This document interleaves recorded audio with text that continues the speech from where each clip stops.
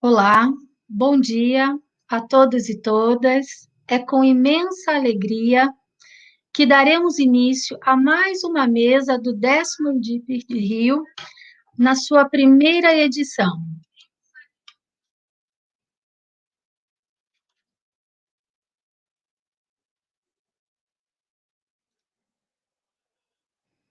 Gostaria de saudar a equipe de organização em nome da professora Gisele e em nome da professora Cláudia, que representam uma equipe potente na organização e preparo desse belíssimo evento.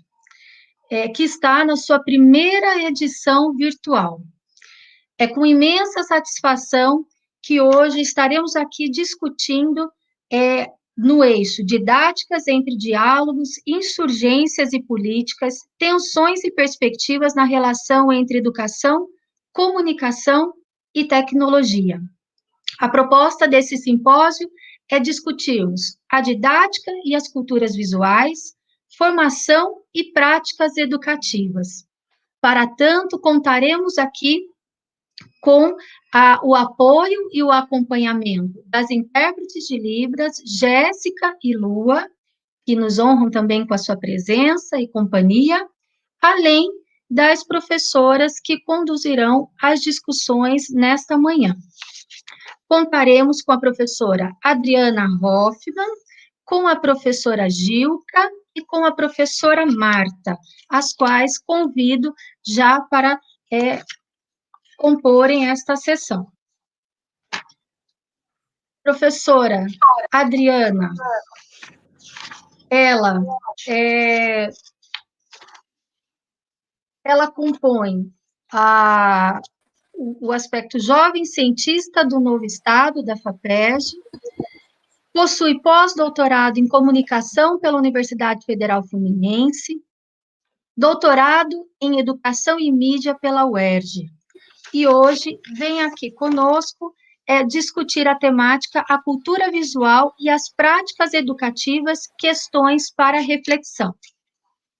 Contaremos também com a presença da professora Gilca Elvira, professora titular da Universidade Federal de Santa Catarina, e atua no programa de pós-graduação em educação dentro da linha Educação e Comunicação. Contaremos também com a participação da professora Marta, doutoranda em Educação pela Universidade Federal do Rio de Janeiro, mestre em Educação pela mesma instituição, e professora de Educação Física da Escola Básica, também do Rio de Janeiro. 3 histórias, 3 trabalhos super enriquecedores, que se complementam na discussão, e eu tenho certeza que muito nos trarão a oportunidade de boas e profícuas discussões nesta manhã, na perspectiva de uma prática docente insurgente, de uma formação docente de resistência, que pela pesquisa e pelas práticas educativas se fazem vivas e presentes também no chão da escola. Então, iniciaremos aqui com a professora Adriana. Eu sou a professora Francine, professora da Universidade Federal de Lavras e do programa de mestrado em mestrado profissional em educação também da mesma instituição. Farei a mediação dessa mesa, acompanharei o chat e trarei os questionamentos e os diálogos e as intervenções de vocês. Então, saúdo a todos que estão aqui, a todos e todas que estão aqui presentes, nos acompanhando e fazendo dessa manhã uma manhã profícua de diálogos. Contamos com a participação de vocês no chat, e agora eu passo, então, a palavra à professora Adriana Hoffmann, da Unirio. Olá, bom dia a todos. Obrigada, Francine, obrigada, Jéssica, toda a equipe, Ingrid e Viviane, que estão aí na transmissão, que estão, a Gisele e a Cláudia, e toda a equipe do Endip, que estão fazendo esse Endip bonito, para a gente estar aqui, né, conversando e dialogando com vocês. Então, eu peço para colocar o slide, por favor.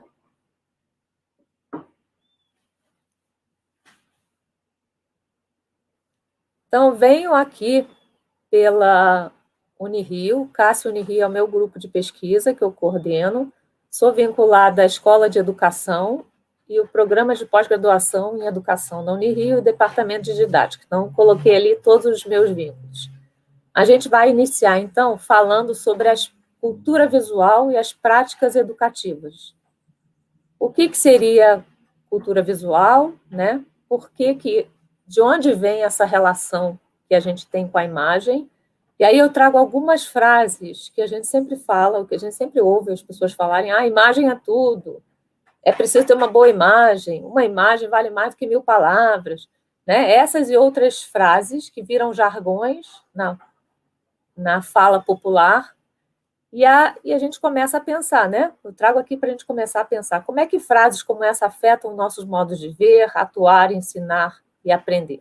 E aí eu tinha pensado essa fala antes da pandemia, mas aí eu trago também para pensar antes da pandemia e durante a pandemia, como é a nossa relação com a imagem, como é que ela vai se constituindo.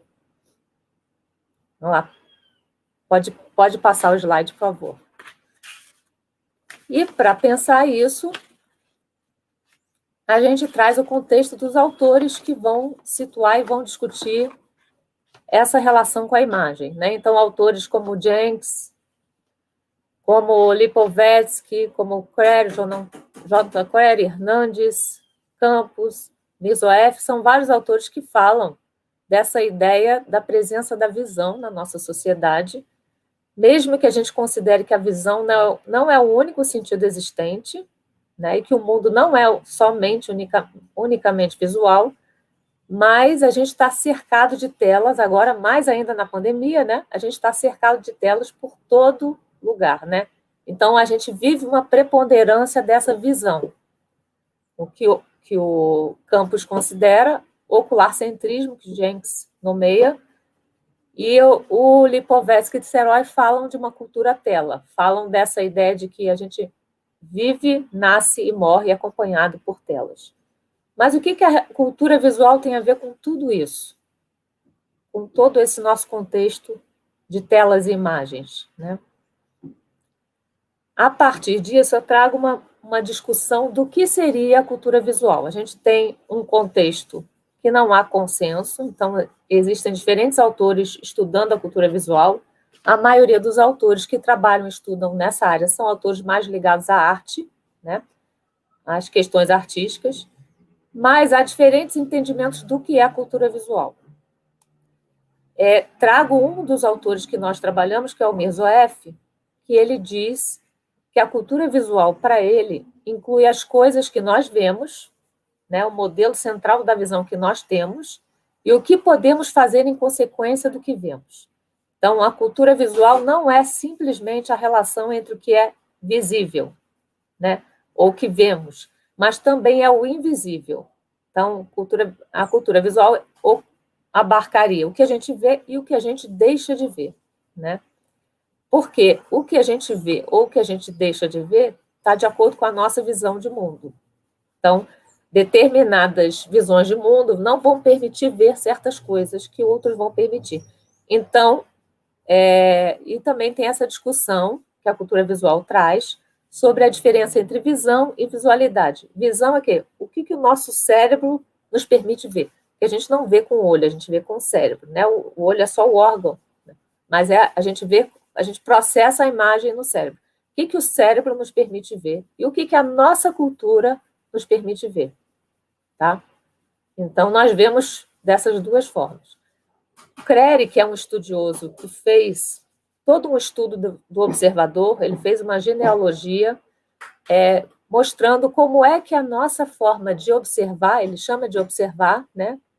A nossa forma de ver, como é que a nossa forma de observar vai mudando ao longo do tempo, tá? E aí ele vai discutir como é que essa cultura visual muda de um século para o outro, como é que os nossos modos de ver vão se modificando a partir do contexto, a partir dos equipamentos que a gente tem, dos dispositivos que surgem, né? Então ele faz um estudo quando surgiu a fotografia, quando surgiu o cinema, agora quando tem os dispositivos, o que vai mudando? Então essas mudanças de contexto são também as mudanças que a gente vê, por exemplo, na pandemia, né? O o que se rompe na história, o que continua, o que se reproduz.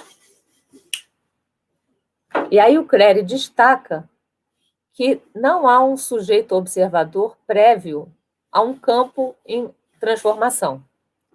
É o próprio contexto em mudança que vai conformando esse sujeito que muda. Então, ver não é algo que nós fazemos. Ver é algo que fazemos e não deixamos de aprender a fazer o tempo todo. É que ele vai colocando. A gente não tem uma forma de ver que é estabilizada o tempo. A gente está mudando a nossa forma de ver o tempo todo. Então, vamos lá. E aí, com isso, tem a discussão da visualidade e dessa literacia visual. O que seria essa literacia visual? Né? Hernandes, que é um outro autor, que também trabalha com essa dimensão da cultura visual, Fernando Hernandes, ele nos convoca a pensar que os estudos da cultura visual também trabalham com essa ideia de uma metodologia viva. O que seria uma metodologia viva? É essa ideia de que o nosso campo de relação com a imagem está sempre em contínua transformação. Né? As nossas práticas, essa cultura visual está sempre em transformação. E essa transformação vai afetando os nossos modos de ver e vai afetando a nossa atitude intelectual e nossa sensibilidade do que a gente possibilita ver ou não, né, nesse contexto. O ponto de encontro que ele traz é entre o olhar cultural da visualidade. A visualidade é a cultura que faz a gente conseguir ver ou não algumas coisas, e as práticas de subjetividade, ou seja, as relações que nós temos com essa cultura e com essas visualidades, né? Então, vamos lá. E aí os relatos que nós fazemos a partir disso. Então, a pesquisa e as práticas, no caso, se fala de que a pesquisa e a prática estão juntas, né? A pesquisa e a prática a partir da cultura visual na educação traz duas posições que nos permitem pensar essa questão da literacia e das práticas dos professores, né? Uma posição é a que considera que a cultura visual são os objetos, os artefatos visuais que vão nos moldando, com os quais a gente vai interagindo. Então, essas pedagogias da cultura visual não são simplesmente o objeto, a imagem, né? Mas sim as relações que nós vamos criando com essas imagens, né?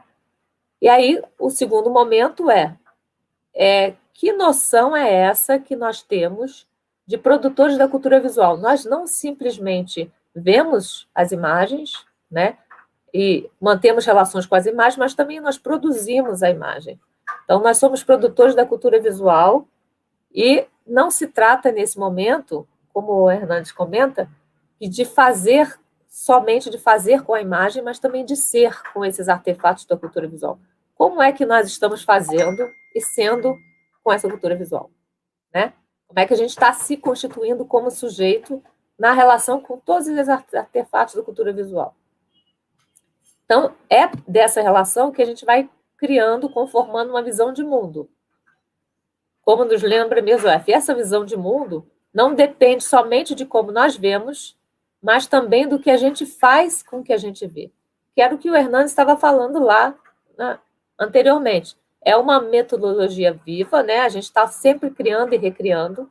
Então, a pergunta que fica não somente o que a gente vê, mas como a gente vê, como construímos uma relação com o que estamos vendo e o que fazemos com o que vemos, né? Então, essa ideia de que a gente vê, constrói uma relação e produz algo a partir do que vê. E que a literacia visual é justamente esse processo, onde você analisa, interpreta, avalia, cria, constrói relações entre os diferentes saberes que circulam pelos textos imagéticos, mas também vão dialogar do texto imagético para o texto oral, para o texto escrito, para o texto corporal, para essas diferentes textualidades. E aí eu trago aí um exemplo que apareceu bem no início do ano, antes da pandemia iniciar, que é essa coisa do o que a gente se mostra na rede social, né? Aí tem aquela brincadeirinha dos perfis, como é que é o seu perfil no LinkedIn, no Facebook, no Instagram, no Tinder, e aí eu coloquei os personagens. Tinha várias seleções, a Ludmila, que acho que está nos assistindo, até me passou várias coisas, né, Ludmila, desses perfis, mas aí eu selecionei alguns que são perfis que são de personagens, ou seja, não estou expondo ninguém. Mas quanto de nós, quando vimos esse meme, eu vou trazer memes para a gente conversar sobre, né? Quantos de nós, quando vimos esse meme, não fomos olhar nossas imagens nas redes sociais para ver o que eu botei no Instagram como perfil e o que eu botei no Facebook, né? Então, a ideia de que você mostra o que você quer de você a partir do contexto da imagem que você está querendo criar, né? O que você vê, como você vê e o que você produz a partir do que você vê. Em cada rede social, você pode reproduzir e produzir coisas diferentes a partir do objetivo que você tem ali naquele espaço, né? E aí, a seguir desse slide, eu vou trazendo alguns memes que surgiram agora já na época da pandemia, relacionando essa coisa da questão da prática do professor com o momento da pandemia, com todos os desafios que os professores estavam passando, né? Então, vamos lá. São vários memes aí que eu vou comentando. Esse é um dos memes, né? Do que você mais tem medo nessa quarentena, todo mundo trabalhando online, de errar esses botões, errar o botão de ativar o som, de iniciar o vídeo. Então, outras questões que vão aparecendo aí que não eram questões antes da pandemia, não eram questão do professor, né? Outro, a questão do professor herói, né? O professor que está aqui fazendo uma aula, fazendo uma live, fazendo alguma atividade, e aí a internet está caindo, a ligação está acontecendo, alguém está passando na rua, né? E as coisas todas estão acontecendo em volta e ele está lá tendo que manter o foco no meio dessa confusão toda, né? Como o herói da situação. Outro, a questão do currículo. Como é que seria o currículo? Como é que seria o currículo antes da quarentena e depois da quarentena? O currículo da professora antes da quarentena é só professora. Depois da quarentena, ela é professora, influenciadora digital, youtuber, cinegrafista, diretora de arte, cenógrafa, designer, especialista em novas tecnologias, plantonista do WhatsApp, tutora, né? Aquela ideia da quantidade de atividades e funções que se adquiriu para estar online, para estar trabalhando na prática de professor online, né? A questão do celular, né? Antes da pandemia, não quero ver ninguém no celular. E depois da pandemia, esperando os alunos entrarem na aula pelo celular. Então, assim, são imagens de memes, de brincadeiras, mas que, através desses memes, você vai mostrando a relação do professor com a tecnologia nesse momento de pandemia, antes e no momento da pandemia, ou depois da pandemia, né? E o que vai mudando nessa relação, né? O que vemos, como vemos, a partir e o que fazemos com o que vemos, né? Vamos lá. E esse último, que é não sei se dá para vocês verem, mas quem é você na aula online, essa ideia e aí colocando os diferentes comportamentos de quem está na aula online, né? Os quadradinhos, os diferentes comportamentos, aí relacionando com os artistas, né? Aquele que se distrai, aquele que não escuta, aquele que quer aparecer bonito na aula online, aquele que quer saber tudo, os diferentes perfis aí. Então, de alguma forma, através de memes, através de brincadeiras, está se falando desse momento atual, do contexto atual, do que a gente está vendo, do que a gente está produzindo com o que está vendo, né? E está se fazendo leituras através da produção dos memes, se faz uma leitura desse contexto, né? Tanto uma leitura crítica desse contexto, como uma leitura bem-humorada, como uma leitura, né? Diferentes possibilidades de leitura que surgem aí. Acho que pode passar. E aí, o que eu encerro nessa fala é falar justamente sobre essa questão de nessa relação com as imagens, como é que a gente conversa uma prática proposta, né? Pode ser conversar com as imagens, a partir das imagens, além das imagens, né? E pensar práticas educativas possíveis nesse contexto, né? Então, um autor que eu trago, que é o Alfred Pla, ele trabalha com essa discussão da metodologia da conversa com imagens, sobre imagens e a partir de imagens. E aí ele propõe trazer imagens que estão acontecendo no cotidiano, né, nas relações, e propõe que, além de conversar com as imagens, se crie imagens a partir daquelas, né? Por exemplo, o meme, você pode criar outros diálogos a partir daquele meme, ou pode criar outros memes a partir de relações feitas com aquela imagem, com aquela situação vivenciada, né?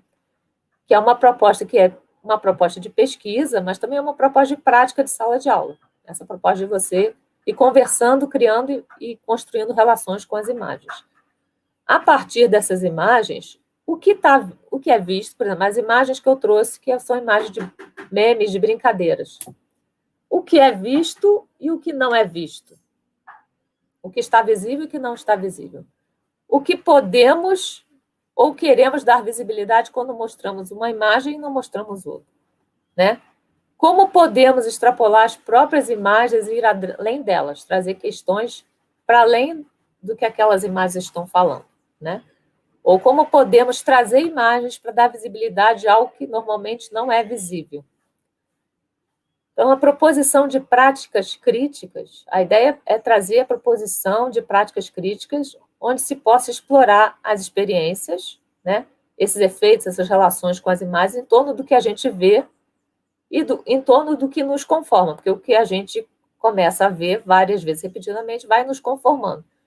Podendo elaborar respostas a partir do que a gente vê, não reprodutivas, ou seja, como é que a gente pode ser com essas imagens, como é que a gente pode produzir com essas imagens e como é que a gente pode elaborar estratégias que não sejam simplesmente de fazer igual às imagens que a gente já vê, né? Mas que para criar outros elementos que não estão visíveis naquelas imagens. E a gente encerra com o exercício de analisar, por exemplo, um exercício que eu faço até em turma de graduação, analisar, por exemplo, postagens nas redes sociais, né? Vendo quais imagens você posta, sobre que temas você posta, que objetivo, o que você está comunicando, fazendo uma análise. Às vezes eu peço para os alunos fazerem, olha lá na sua rede social, na última semana, o que você postou, com que objetivo, o que está comunicando, o que uma pessoa que não te conhece diria de você a partir do que você comunicou, né? E às vezes a gente comunica coisas que a gente nem imagina que comunica, né? Então é esse exercício de olhar para a imagem e perceber como é que a gente está se relacionando com ela numa coisa muito básica que é a rede social. Trabalhar também a questão do direito ao olhar, que é uma discussão que o Mizoef traz. Ele fala do seguinte, que a gente precisa construir essa ideia do direito ao olhar, porque as visualidades não são coisas dadas, mas construídas historicamente, assim como disse Query, né? Que a nossa forma de ver vai se construindo historicamente. E perceber o que nos permitiu ver uma coisa e não outra, e trabalhar com essas visualidades e esses elementos. E como a gente pode, de alguma forma, ampliar essa questão do direito ao olhar. Quais as relações, por exemplo, entre as imagens e aquele que vê?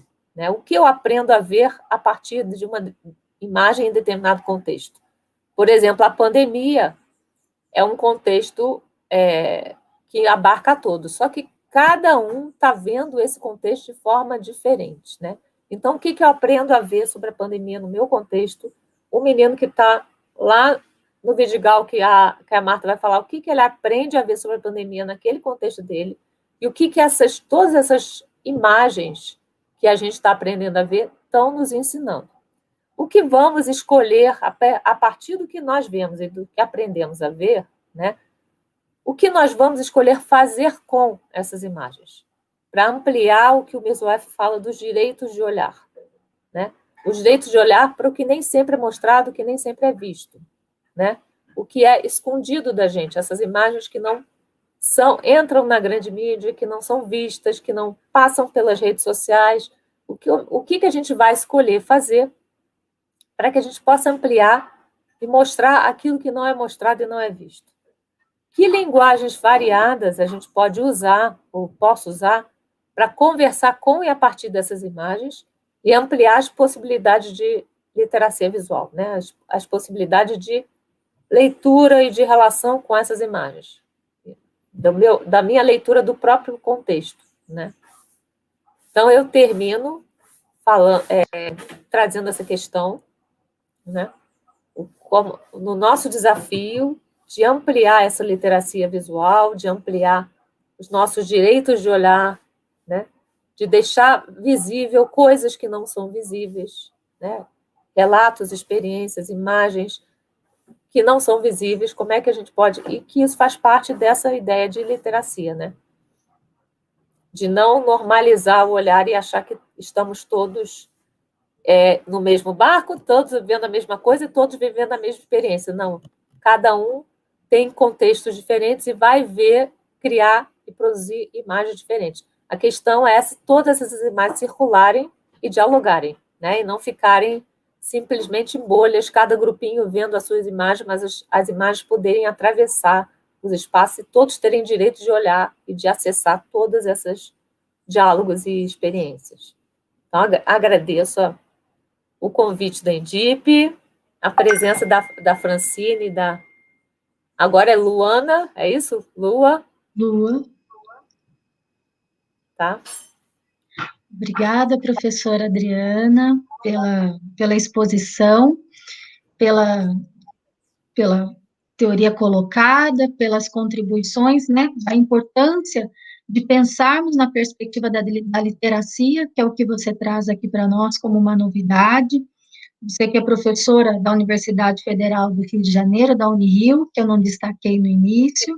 É Federal do Estado do Rio de Janeiro, tá? Isso, do Estado do Rio de Janeiro, desculpe. Que vem, né, fazendo aí suas contribuições no GT da Amped, justamente no eixo, no grupo de trabalho Educação e Comunicação, né, tendo pesquisado aí as questões que se referem à literacia, e que eu destaco aqui na sua fala, como já foi colocado no chat, a gente vai conversar depois sobre as perguntas e sobre os comentários, as pessoas já a parabenizando pela fala e pelas contribuições, com a questão do direito do olhar, né, do direito de olhar, que a escola pode trazer e garantir, né, numa perspectiva de práticas pedagógicas críticas que façam com que os estudantes produzam respostas e não repitam, né, de forma impensada e incondicionada. Então, obrigada pelas suas contribuições, e aí a gente vai fazendo daqui a pouquinho as amarrações ao longo das discussões. Eu chamo agora a professora Gilca Elvira para discutir conosco a temática para pensar imagem, imaginação e crítica na mídia e educação. A professora, que é titular da Universidade Federal de Santa Catarina, atua no programa de pós-graduação em educação dentro da linha Educação e Comunicação. Possui graduação em comunicação pela Universidade Federal do Rio Grande do Sul e mestrado interdisciplinar em ciências humanas pela New School for Social Research de Nova York.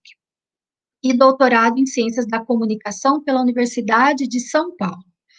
Realizou pós-doutorado no programa de educação urbana da City University of New York, como pesquisadora visitante, e no programa de pós-graduação em educação da Universidade Federal do Rio Grande do Sul. Pesquisa principalmente os seguintes temas: comunicação, cultura, infância, imaginação, narrativa e formação de professores. Então, seja bem-vinda, professora, e estamos aqui à disposição para ouvir.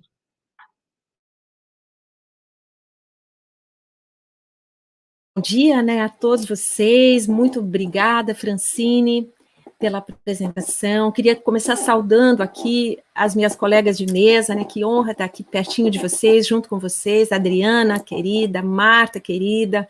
Queria também dar os parabéns, obviamente, à organização do ENDIP, que está fazendo um trabalho assim que, de fato, vai ficar na história nesse momento tão difícil. Queria agradecer também o apoio da Ingrid, da Adriana e da Viviane, que estão aí no apoio técnico, e as nossas intérpretes, a Lua, não é? Bom, então, assim, eu dei esse nome para esse recorte aqui da minha entrada, o tema da cultura, das culturas visuais, que tem a ver, então, para pensar imagem, imaginação e crítica na mídia educação, tá? No âmbito da cultura visual contemporânea, porque tem um autor, o João Paulo Queiroz, que ele é arte educador português, que ele fala assim, ó, a cultura visual não é saber identificar o que se passa nas mídias, bem na linha do que a Adriana já nos colocou agora, é saber criticar o que se passa nas mídias, uma vez que, segundo ele, as mídias compõem 90% do imaginário das crianças e dos jovens de hoje em dia. Nem vamos entrar nessa estatística, mas, de fato, a relação, então, entre cultura visual e imaginação é muito óbvia para nós hoje, né? Aí, assim, para começar com uma pergunta, né, pela potência da pergunta, eu escolhi uma pergunta que foi formulada por um cara que eu gosto muito, um filósofo irlandês, que trabalha muito com a imaginação no contexto de crise ética que a gente vive. Ele trabalha muito com a questão de refugiados, imigrantes, estrangeiros. Ele é o Richard Kearney. E ele pergunta o seguinte, né, dentro de toda uma obra bem importante ligada à questão da imagem e da imaginação na cultura contemporânea, ele pergunta assim, como é que a gente pode diferenciar usos encarceradores da imagem e usos emancipadores da imagem?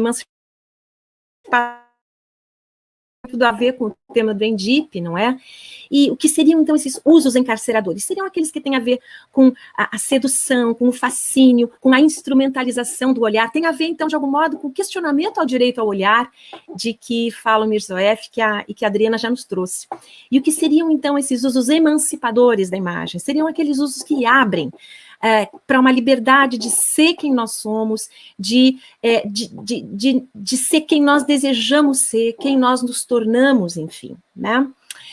Ele defende uma dimensão poética da imaginação, poética no sentido de fazer mesmo, né, de criar, de construir alguma coisa. Ele diz assim, ó, a poética é o carnaval das possibilidades, onde tudo é permitido e nada é censurado.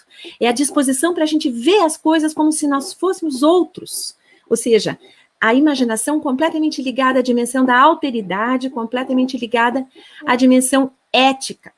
E para ele, a principal função, o principal papel de uma imaginação sintonizada aos desafios do nosso tempo seria inventar projetos sociais alternativos.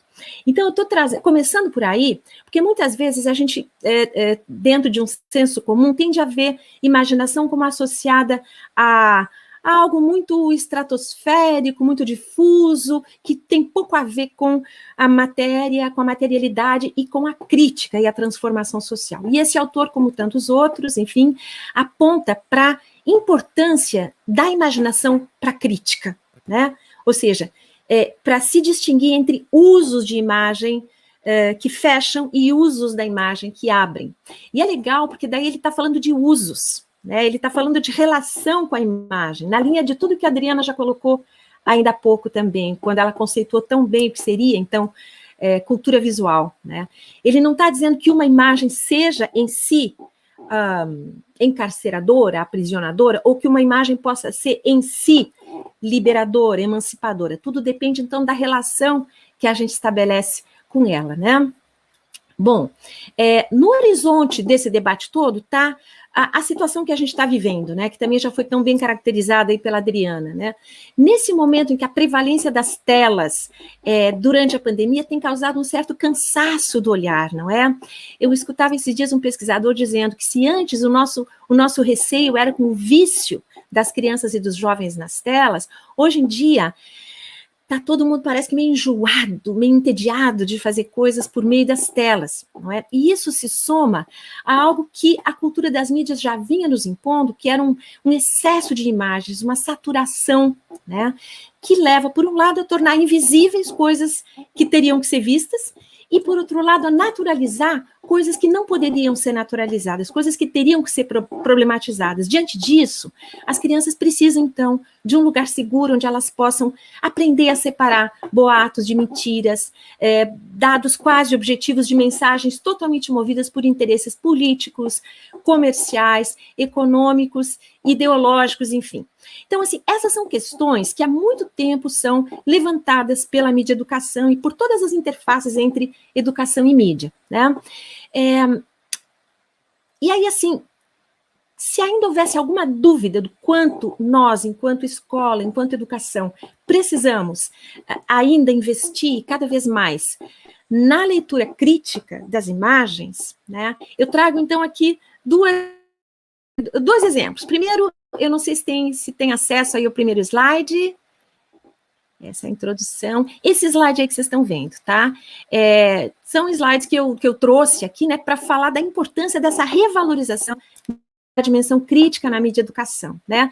Nós temos aí, primeiro, aquela imagem do discurso do Roberto Alvim, não é? Aquele secretário da Cultura de triste memória, em que ele falou muitas coisas, fez muitos discursos que não mexeram tanto com a opinião pública como quando essa imagem apareceu na televisão, não é? Essa imagem que escancarou, que explodiu o quanto havia de inspiração, inclusive estética, na estética do nazismo, não é? O quanto havia de similaridade entre a sua proposta e a proposta de propaganda política do nazismo do Goebbels, não é?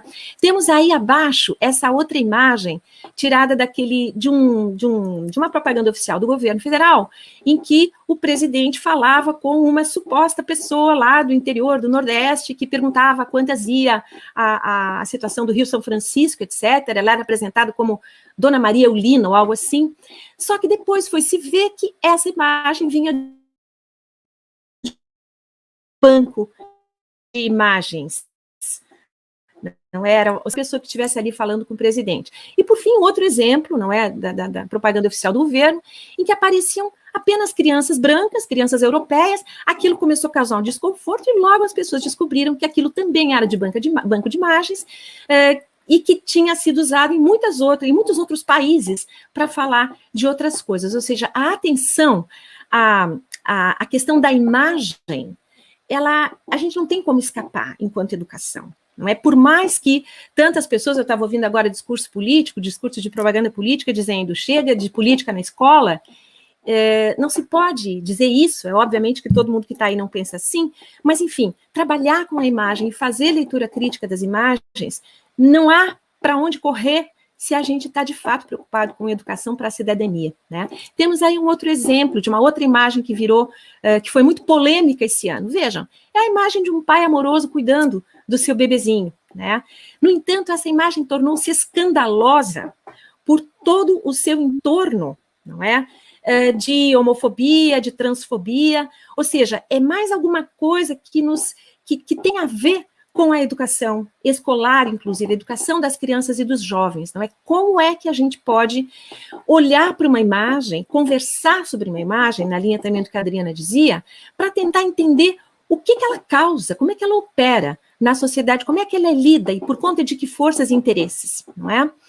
Bom, aí a gente podemos até retirar esse slide, e a gente pode pensar o seguinte, essas bolhas de informação em que a gente vive hoje, de que a gente fala tanto, elas têm a ver com o modo, claro, como as plataformas de mídia são construídas, que fazem com que cada um só veja o que quer, né? E assim vai se radicalizando cada vez mais naquilo que já acredita, né? Aí eu acho que já entra a questão da importância da abertura à diferença, né? Que foi perguntada numa questão ainda há pouco. O que está em jogo, então, é a emergência de um papel renovado da dimensão crítica na educação para as imagens. Quando a gente começou a trabalhar com mídia educação no Brasil, lá ainda na década de 60, a tônica era sempre a leitura crítica das imagens, tentar ver que valores ideológicos, que interesses estariam por trás, por baixo das imagens. Logo, isso começou aos poucos a ser questionado, a partir de diferentes frentes, né? Porque, claro que havia o risco, então, de simplesmente substituir uma verdade pronta por outra, né? aos poucos, a cultura do compartilhamento e a valorização do protagonismo das crianças ao fazer mídias foi apostando, foi criando uma aposta de que, naturalmente, ao produzir mídias, as crianças iriam perceber o quanto há de construção na imagem, na cultura das mídias, né? O quanto há de construção a partir de agendas que são comerciais, políticas, ideológicas, de indivíduos ou de instituições. Só que, então, quer dizer, houve um período, então, até que essa dimensão de leitura crítica ficou meio quase que fora de moda dentro da mídia educação. Eu sou uma das pessoas que estou falando de algo que foi vivido, experimentado, também pela gente. Só que essa transformação radical que a gente vive hoje, né, com um processo de crescimento dos conglomerados monopolistas de mídia, com Amazon, Google, Facebook, Apple, Microsoft, e esse brutal atravessamento das mídias por ondas de propaganda e de desinformação deliberadas, parece que impõe para nós, então, essa revalorização de uma dimensão crítica na mídia educação, né?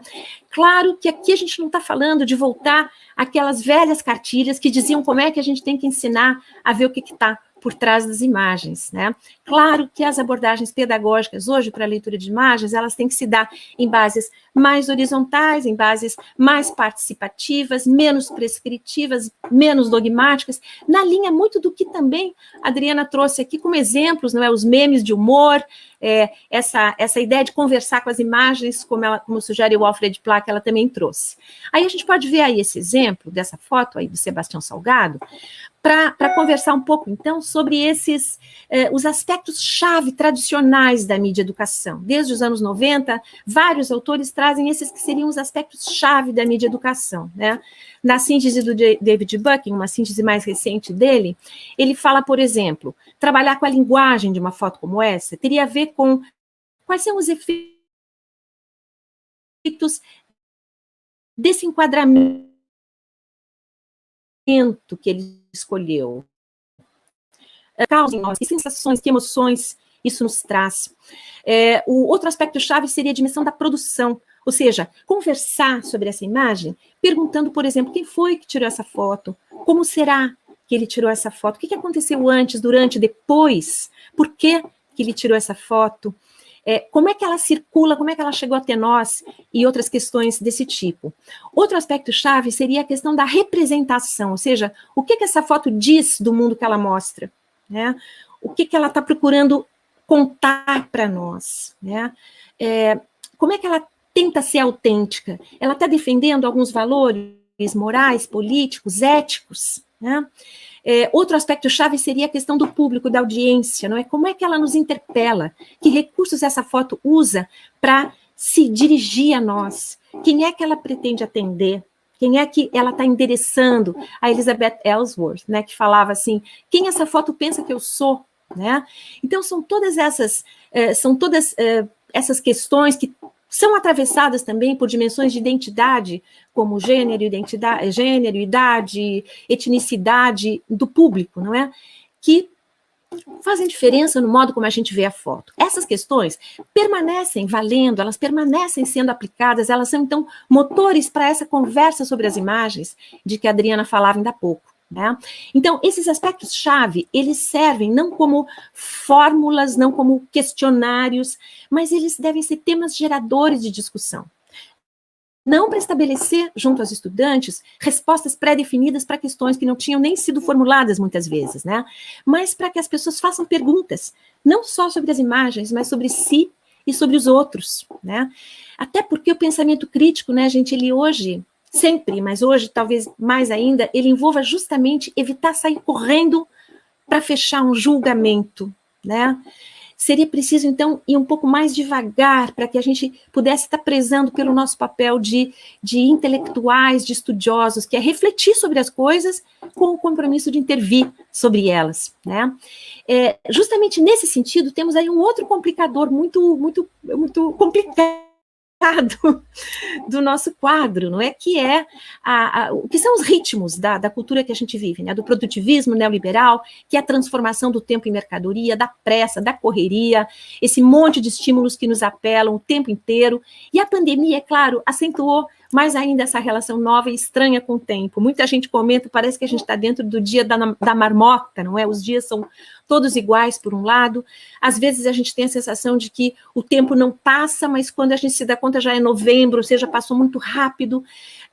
Então, os professores, os estudantes, todos trabalhando em home office, sentem que todo o tempo foi tomado pelo trabalho, não é? E pelos afazeres, pela tarefa, ou seja, a gente o nosso tempo está cada vez mais pressionado, né? E aí, o que acontece? Eu acho que tem uma frase bonita da Maria Valéria Rezende, que é uma autora, eu acho fantástica, né? Prêmio Jabuti de Literatura, ela é maravilhosa, e tem um livro dela em que ela diz assim, sem tempo para pensar direito, não é possível o debate honesto e profundo de coisa nenhuma, e a intolerância e a violência se espalham por aí. Afinal, desde sempre o argumento mais rápido em qualquer disputa foram a força, o golpe, a violência, desde o tacape até o drone bombardeiro. Né? Então, assim, aí entra a questão da imaginação de volta. A imaginação se dá bem com um tempo mais expandido, ela não se dá muito bem com as pressões e com a pressa, né? Eu acho que entre os tantos autores que falam disso, Bachelard fala bonito, ele diz assim, a imaginação não se deixa aprisionar em nenhuma imagem fixa, em nenhuma forma definitiva. A imagem estável e acabada corta as asas à imaginação. Para a gente conseguir ler uma imagem, por exemplo, para olhar para aquela indiazinha e conseguir dizer algo, conseguir sentir algo sobre ela, é super importante, então, que a gente também consiga imaginar, que a gente tenha um reservatório que tem a ver com a memória, que tem a ver com a nossa subjetividade, que seja um reservatório de autoria também para nós, né? Então, assim, para pensar essas dimensões pedagógicas em meio a esses desafios que eu recortei brevemente, eu estou, então, trazendo dois caminhos, tá? Um deles seria esse exercício crítico renovado, então, um exercício crítico renovado, que fosse, então, democrático, autoral, horizontal, diametralmente oposto à decoreba, à memorização de receitas do que possa ser politicamente correto ou politicamente incorreto diante de cada imagem. E eu acho que uma inspiração aí, me parece que poderia ser a ideia de historicização das imagens, aí a partir do Walter Benjamin, tem uma ideia, uma metáfora que ele usa do Passagens, que eu acho muito interessante para pensar isso. Ele fala assim, imaginem uma criança, hipoteticamente, que aprende a tarefa prática de compreender quando ela tenta pegar a lua nas suas mãos. Então, assim, essa criança não consegue tocar a lua com as mãos, então ela aprende a compreender. A imagem do desejo daquilo que ela não consegue tocar, a lua, faz com que o olhar dela seja propulsor de um tipo de conhecimento, o conhecimento do símbolo, o conhecimento da palavra. Então, essa tensão, essa dialética, essa relação entre imagem e palavra é especialmente potente para esse momento. Acho que tem um outro autor do nosso campo, que é o Martim Barbeiro, que vocês lembram, ele sempre dizia o significado de uma telenovela não está na telenovela, mas está na conversa das pessoas sobre a telenovela, como um grande espaço, então, de mediação cultural. Né? Então, assim, quanto mais a gente conseguir abrir espaços para conversar sobre as imagens, retomando aquilo que a Adriana já falou, mais a gente vai estar abrindo espaço e tempo para essa crítica em um sentido aberto e emancipador, porque a gente vai estar abrindo espaço para a imaginação também, então. A gente tem aí essa imagem, que eu acho que pode nos ajudar a pensar o que seria, então, historicizar a fruição das imagens. É uma outra foto que vocês devem ter visto várias vezes, ela viralizou esse ano, 2019, ano passado, porque ela mostra, então, essas crianças indianas tirando uma selfie de faz de conta, com o chinelinho de borracha de uma das crianças, né? Ou seja, quantas coisas a gente pode falar sobre isso, quanto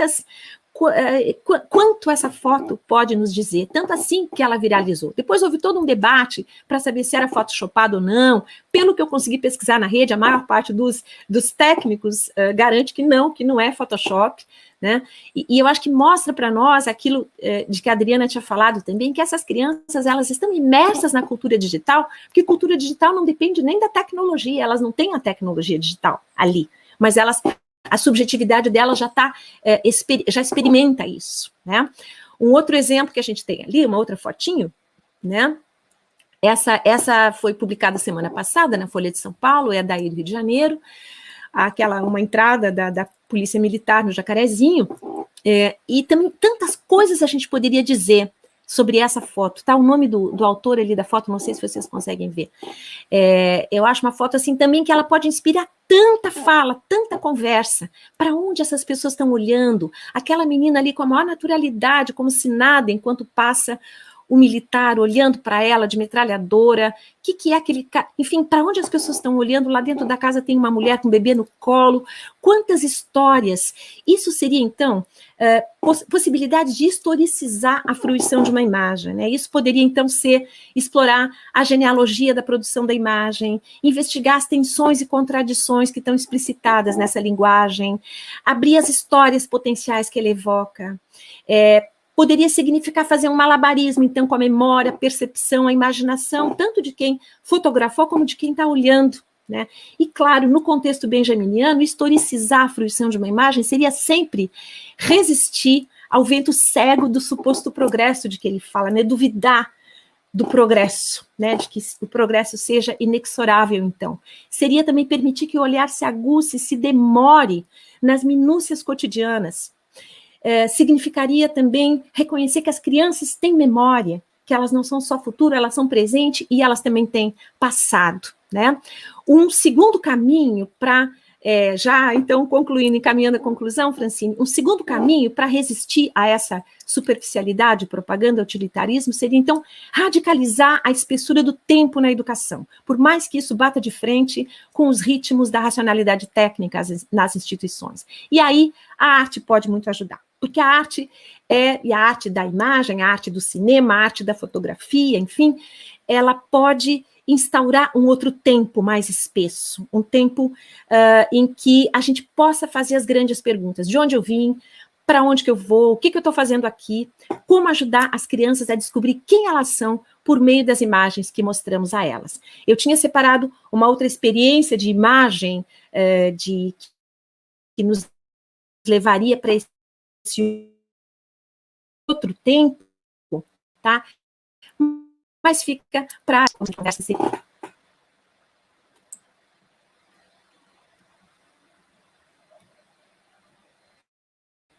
As suas palavras trazem, fiquei aqui pensando, né? Várias pessoas se colocaram no chat, complementando as suas falas no sentido, né, do quanto é necessário a gente ir além daquilo que está posto dos nossos olhos. E quando você traz essa ideia das minúcias do dia a dia e da importância de fazer essa reflexão de mídia e educação numa perspectiva crítica, ao mesmo tempo, andar lado a lado a crítica, mas, ao mesmo tempo, a sensibilidade, né, as questões que se referem às insurgências, que se colocam no sentido prático, né, de vida e das práticas pedagógicas. E aí me chama a atenção a necessidade do fruir. De certo modo, quando você traz todos esses argumentos, colocando a imaginação ao lado daquelas imagens que estão postas e colocadas, que às vezes já nos dizem muito e são tão estereotipadas, e que, no caso, principalmente das crianças, às vezes, né, em função de práticas educadoras que não são emancipatórias e que não as permitem lavar o olhar, como você diz no seu texto, que eu gostei muito, elas tomam aquela imagem como uma verdade, né, e tomam para si de forma de reprodução impensada. Então, eu traria aqui uma síntese da sua fala no sentido de que é preciso uma didática do fruir, do lavar o olhar, de insurgir com a possibilidade de sermos produtores de imagens, produtores de críticas, mas nos colocando diante dessas imagens a partir também do nosso repertório que cada uma dessas crianças traz, desses jovens, desses adultos, e que você traz aqui como uma perspectiva crítico-democrática para a análise dessas imagens. Então, considero que o chat tem muitos elogios também à sua fala, às suas contribuições, algumas perguntas também que nós traremos ao final, mas fica aqui a ideia de deixar fruir com as minúcias numa perspectiva de educação e mídia crítico-democrática. Obrigada pelas suas contribuições. Agora, chamo a professora Marta Cardoso Guedes, doutoranda em educação, como eu já falei, professora do chão da escola pública. Ela traz hoje ela tem uma vasta experiência na produção de vídeos e de cinema aqui que vocês vão ver hoje, uma experiência muito interessante, compôs atividades na perspectiva teatral e que aproximou-a do cinema, né? E, ao mesmo tempo, atuou em diferentes consultorias no Comitê Internacional da Cruz Vermelha, no Instituto Brasileiro de Medicina e Reabilitação, participou de diferentes festivais nacionais e internacionais de teatro, como o FITEI de Portugal e o Festival Ibero-Americano de Bogotá, na Colômbia. Enfim, é uma professora que trabalha também com as questões da inclusão e que hoje está aqui para nos brindar com um relato de experiência no chão da escola, muito interessante, com o tema O Projeto de Cinema da Escola e a Memória da Favela. Desculpe, faltou o tema principal. Vidigal, Exercícios de Pensamento, o projeto de cinema da escola e a memória da favela. Então, tive a oportunidade também de ler o texto da professora Marta e fiquei encantada com o trabalho que agora ela traz aqui para nós na sua exposição. Seja bem-vinda, professora, fique à vontade. Obrigada. Em nome do Vidigal e do Cinead, eu agradeço a Gisele e a Cláudia essa oportunidade de estar aqui com Gilca, Adriana e com você, a Francine, fazendo saberes, como disse a queridíssima Nilma na abertura desse evento. Assim, uma tarefa difícil falar depois de Gilca e Adriana, né? Me fizeram saber uma porção de coisas agora, depois quero continuar trocando, né? Muito interessante a fala de vocês, me ajuda a pensar bastante na escola, né? Me ajuda, inclusive, a me perguntar se eu estou fazendo uso das imagens de arquivo, abrindo-as ou fechando-as. Então, um prazer estar com vocês todos. Eu agradeço também a galera de apoio que está aí atrás das cortinas, né?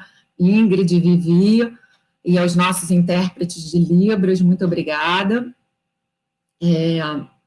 Bom, eu preciso confessar que, apesar de eu ser uma pessoa que adora contar histórias, eu estou num momento com bastante dificuldade em fazê-lo. 2020 é um ano letivo que definitivamente não ocorreu na rede pública de educação básica. Todo o trabalho que a Escola de Cinema do Djalma desenvolve está ameaçado, não somente pela pandemia, como também pela atual política do e daí. Nossa Escola de Cinema foi inaugurada em 2012 a partir do Programa de Ensino, Pesquisa e Extensão, Cinead, Cinema para Aprender e Desaprender, da Adriana Fresquet, fundado em 2006. É uma das 4 escolas contempladas com o edital de criação de escolas de cinema em escolas públicas. O Cinead habita outros espaços, além das escolas municipais e estaduais. O CAP UFRJ, a Escola de Educação Física da UFRJ, o Instituto Benjamin Constant, o INES, hospitais e etc. Gostaria de agradecer a vários colaboradores do nosso projeto no Vidigal, em particular a Vitor Toy, Marta Chamarelli e Pedro Cupolillo. Sem vocês, não teria sido possível. Muito obrigada.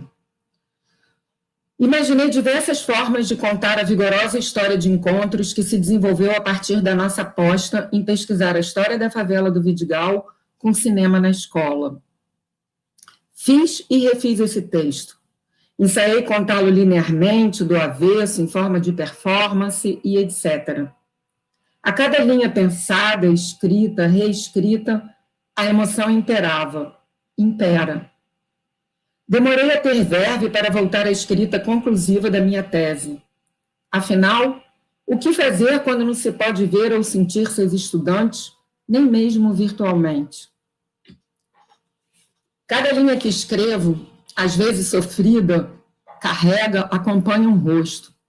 Uma criança, um estudante da Escola de Cinema do Djalma, um coroa da resistência da favela, mesmo os que já morreram, e até Walter Benjamin. Dormem e acordam comigo diariamente. Peço que não me abandonem. Mais do que isso, evoco que eles estejam aqui conosco agora. Vamos, então, a algumas imagens de momentos da trajetória da Escola de Cinema do Djalma, com a elaboração de uma memória de luta da favela do Vidigal. Vamos fazer saber quem são essas pessoas. Vai ser interessante passar para os pessoal de lá de fora, né? Porque... E principalmente para os pessoal do calçadão, que é aqueles brancos que tem racismo com a gente, para sentir o que a gente passa aqui na favela.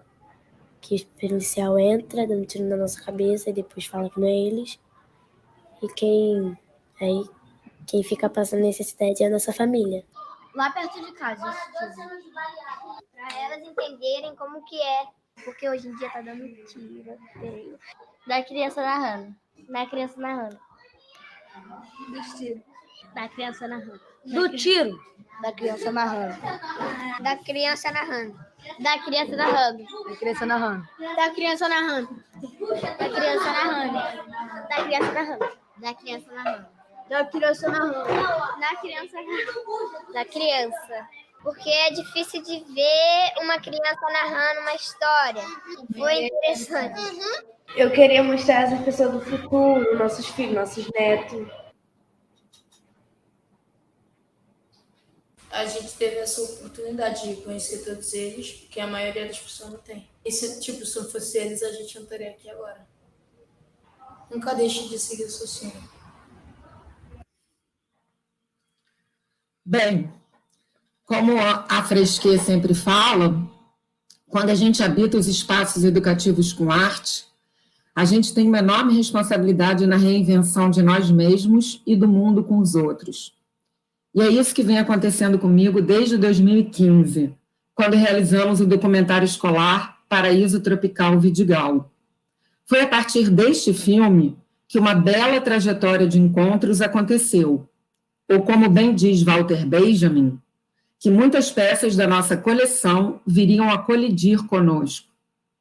Colisão com os arquivos fílmicos da época da tentativa de remoção da favela, guardados por mais de 40 anos em uma caixa de isopor e recuperados pelo projeto de cinema da escola, em parceria com a Cinemateca do MAN Rio, sob a tutela de Hernani Hefner. Material que fazia parte do acervo pessoal de Felícia Krumholz, uma das idealizadoras do Cineduc e colaboradora nas décadas de 70 a 80, documentando com filmes Super 8, fotografias e áudios, a luta dos moradores do Vidigal. Encontro na escola com os antigos e atuais moradores ativistas da luta da favela. Encontro dos jovens estudantes e dos antigos moradores ativistas com a exibição deste material de arquivo restaurado em uma sala de cinema do museu, do MAN Rio. E, finalmente, as filmagens do novo documentário sob a supervisão da cineasta e professora da ECO-UFRJ, Anita Leandro. Nas novas filmagens, são os arquivos fílmicos e sonoros que entrevistam os personagens que deles fazem parte. Toda essa história está contextualizada na tese que estamos desenvolvendo no PPGE da UFRJ. Desde 2017, nos perguntamos o que pode um projeto de cinema na escola da favela quando pesquisa a história dessa favela. Vamos, então, ver uma edição de 3 minutos de Paraíso Tropical Vidigal, nosso documentário escolar, o pontapé dessa caminhada com a história da favela. Em sua versão original, ele tem 30 minutos.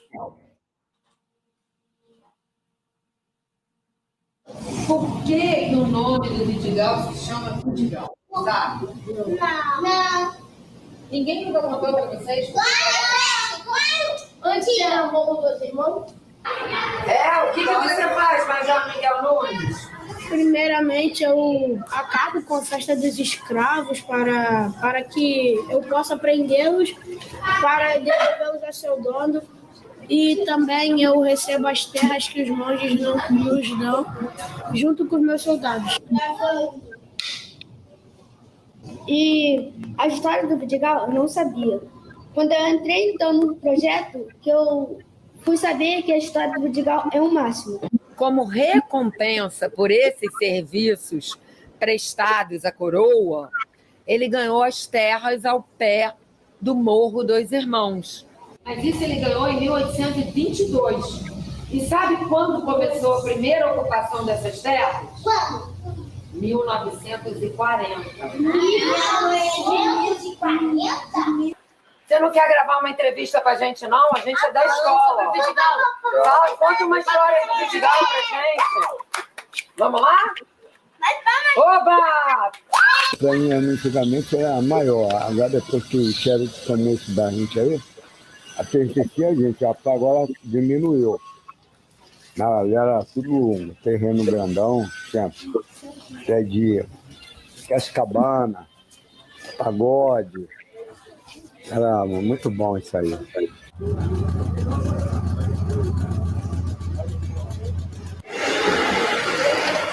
Quanto tempo você está aqui no Vidigal? Estou aqui mais ou menos. Eu vim com 7 anos para cá, estou com 81 já. Vamos fazer as contas, quanto é que dá?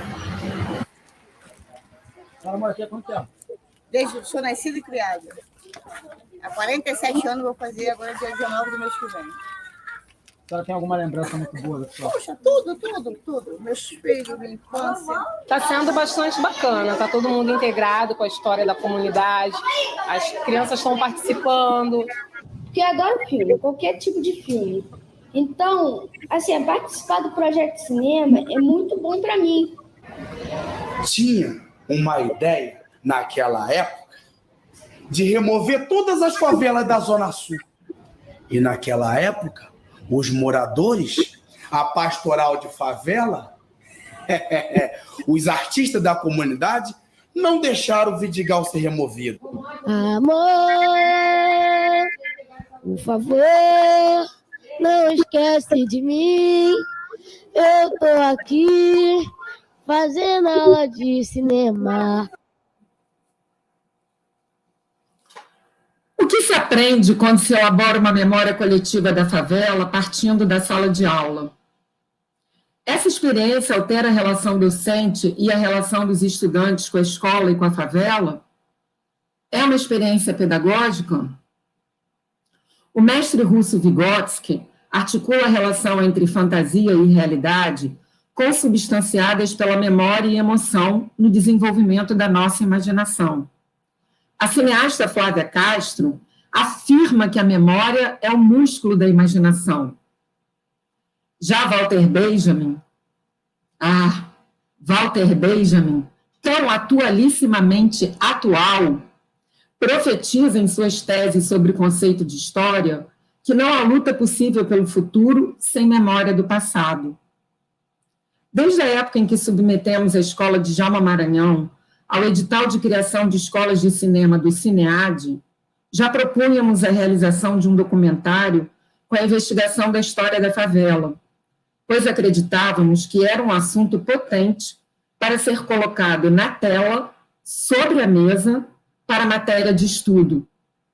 Sobretudo agora, em tempos de negacionismo e de ataque frontal a toda e qualquer política de memória. Nossas produções audiovisuais tratam, portanto, da busca da elaboração de uma memória de luta dos moradores do Vidigal, do reconhecimento da história daqueles que um dia se uniram e lutaram, evitando mais uma diáspora em suas vidas. A nossa aposta em investigar a história da favela com cinema na escola constituiu um vasto campo de pesquisa, e foi assim que os arquivos colidiram conosco e tornaram-se um novo objeto de estudo, uma vez que a carga minêmica que as imagens carregam consigo, todo o processo histórico, toda a questão da memória que suscitam, trazem a possibilidade de debate sobre o presente, a possibilidade de compreensão do presente.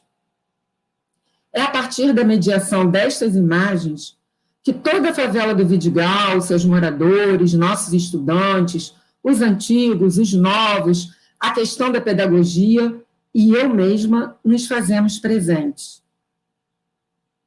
De que forma essas imagens de arquivo afetam aos nossos estudantes?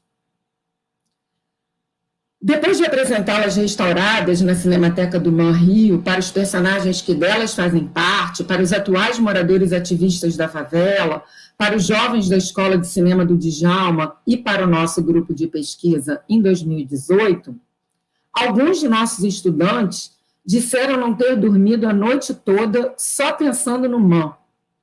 Uma menina chegou a dizer que tinha sonhado com as imagens de antigamente, só que ela estava dentro das imagens. Qual a potência de uma montagem dessa história de luta e resistência da favela para a compreensão na escola do que se é e do que se faz na ordem social? Tem força emancipatória na educação? Por compartilhar com os meus estudantes do gesto de criação cinematográfica proposto pelo cineasta Alain Bergalat, decidi no primeiro semestre de 2019 exibir em nossos cineclubes escolares mensais, desde a educação infantil até o 5º ano do ensino fundamental, todo o material de arquivo recuperado. Daí em diante, surgiu a ideia de realizar pequenas montagens somente de arquivos. Fui fazendo pequenos exercícios de montagem e apresentando-os aos estudantes dos 3º, 4º e 5º anos da escola. A partir dos comentários deles, a ideia da montagem de Vidigal, Exercícios de Pensamento, surgiu na 3ª semana como um lampejo fulgurante e teve todas as sugestões dos estudantes incorporadas. De acordo com o cineasta Jean-Louis Comolli, a tarefa relevante do cinema é a aspiração de conhecer, de compreender e de dar ao espectador mais maneiras de perceber e o desejo de combater. Vamos, então, a uma edição de 3 minutos desta montagem dos arquivos, que originalmente tem 9 minutos. Tudo que vocês estão assistindo está no site do Cinead, na aba Escolas de Cinema.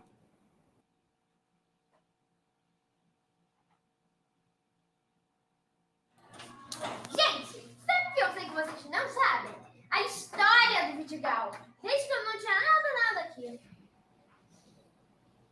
Sério, conta para a gente. Bom, temos que voltar. Em 1808, criaram não lembro o nome. O chefe dessa polícia se chamava Intendente Viana, e o melhor amigo dele era o Major Miguel Nunes Vidigal. Esse Vidigal passava todos os escravos fugidos dos quilombos. O Major Vidigal era conhecido como o terror da malandragem, porque ele maltratava muitos escravos. Mas alguém achava isso legal. E em 1820, ele ganhou de uns monges beneditinos as terras ao pé do Morro dos Irmãos.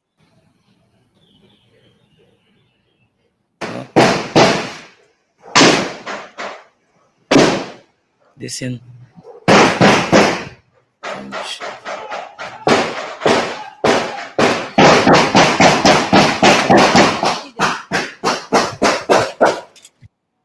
A remoção dos favelados do Morro do Vidigal, marcada para amanhã, será suspensa. A informação foi dada no final da tarde pelo advogado dos favelados, Bento Rubião. Ele explicou ter conseguido hoje do juiz da 5ª Vara da Fazenda Estadual uma decisão favorável à medida cautelar que havia impetrado. Até agora, entretanto, o Palácio Guanabara e a Fundação Leão 13 não confirmaram o recebimento da decisão judicial.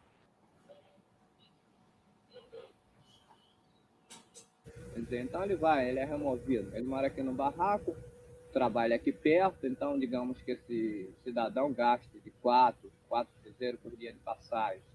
Então ele vai vivendo, né? Agora, se ele é removido, por exemplo, que ele no caso aqui do Vidigal, o cara vai para Antares.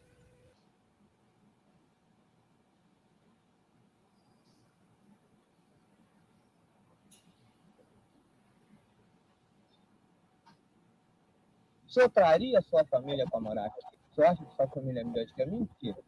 Os caras virou bicho. Ah, mas minha família... Pô, peraí, a minha família? Quer dizer, o senhor respeita a sua família, então não respeita a minha família? A minha família é gente, é todo mundo de carne e osso igual a sua. Porque eu sou brasileiro e não sou uma garrafa, eu não sou um jornal que a gente lê e depois se joga. Eu queria uma explicação de um responsável.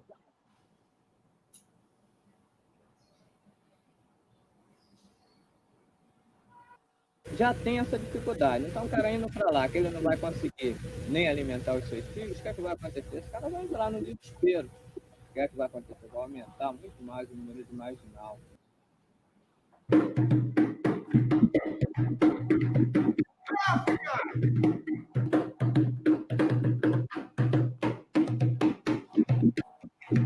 Corre! Corre! Corre!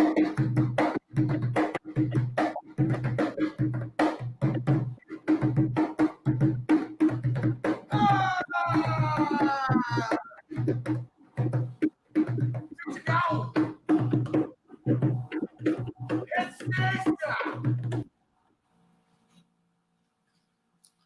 Na primeira exibição dessa montagem, para o 5º ano, a partir das imagens na tela, o assunto gerado sobre a mesa versou em torno das pessoas em situação de escravidão. Foi desde os navios negreiros até o Major Vidigal e seu chicote de 3 pontas. Avançou pelos atuais tiros na cabecinha do ex-governador Wilson Witzel. E o gesto das armas em punho, tão em voga moda na política de hoje em dia. Ao término da aula, aplausos. Muitos aplausos. O que teria provocado essa reação tão inesperada, sobretudo em adolescentes, em geral tão esquivos arredios aos conteúdos escolares? Terá sido a emoção com as imagens? A aproximação na tela de coisas que nunca antes haviam sido aproximadas? O princípio da montagem, na escrita da história de Walter Benjamin, propõe a quebra linear da teoria da história sob a perspectiva da ideologia do progresso. Ele nos convida a uma teoria da história como memória, onde, pela sobreposição de diferentes temporalidades, possamos ver na aparência do novo o velho que se repete. Assim, o passado pode adquirir um grau mais alto de atualidade do que no próprio momento de sua existência. Bem, uma nova aventura se impôs a partir desta montagem, que vocês viram agora um trechinho.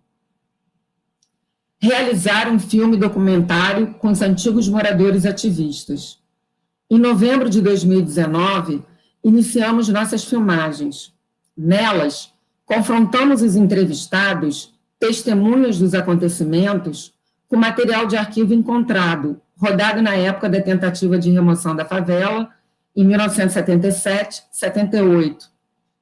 Nossa opção foi confrontá-los com as imagens Super 8, com as fotografias e com os arquivos sonoros de então, na intenção de que a fala deles fluísse a partir deste encontro e não fosse induzida por perguntas nossas. Como diz Anita Leandro, os arquivos serviram como um pretexto para a fala e como uma barreira ao discurso pré-concebido. Nosso documentário vem, portanto, com essa função historiográfica, memorialística, política. Tem essa função, inclusive, porque, embora eu seja branca, classe média e não moradora da favela, trabalho no território, dentro e fora da escola, fazem 20 anos. Não é um projeto, um filme, uma tese sobre o Vidigal. É um projeto, um filme, uma tese com o Vidigal. Com aqueles que a atual política não quer ver no banco das universidades. Então, com Armando Almeida Lima, Carlos Duque, Carlos Pernambuco, Luiz Cláudio Lima da Silva, Mário Sérgio Teixeira da Luz e Paulo Muniz, ex-presidentes da Associação dos Moradores da Vila do Vidigal, eu termino a minha fala. Muito obrigada, muito obrigada. Vamos agora às imagens de Morro do Vidigal, os novos fazeres e saberes do filme A Montar.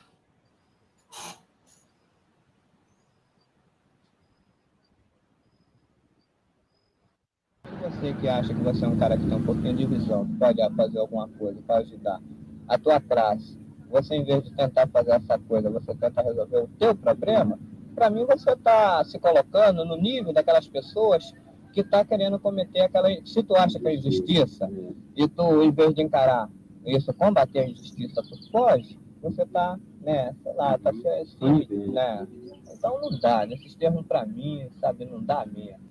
Porque eu, às vezes, eu fico pensando, poxa, se um país tem um salário mínimo, que alguém vive com esse salário mínimo, esse país tem a obrigação de resolver o problema dessas pessoas que ganham, que conseguem sobreviver com esse salário mínimo, entende? Acho que o principal mesmo com a família, ao meu modo de ver, é justamente isso, é a casa, entende? É o lar. O cara que ganha um salário mínimo, ele tem que se alimentar mal, ele não tem condições de se alimentar bem, ele não tem condições de ter uma boa roupa, né?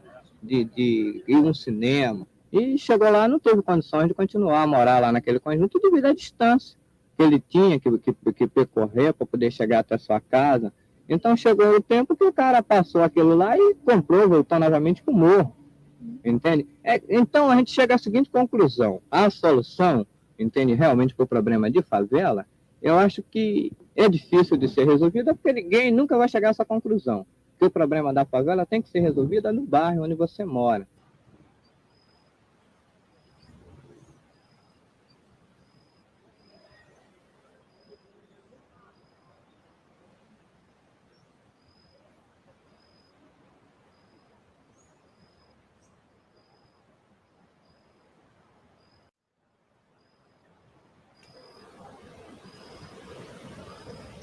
Era 21 metros, embaixo era uma sala pequenininha, com uma cozinha, né? Era. E uma áreazinha pequenininha. E nunca viu o fogão ali? Nunca havia um fogão. E em cima era um quarto com um banheiro, né? Agora, bonito foi o convite, né?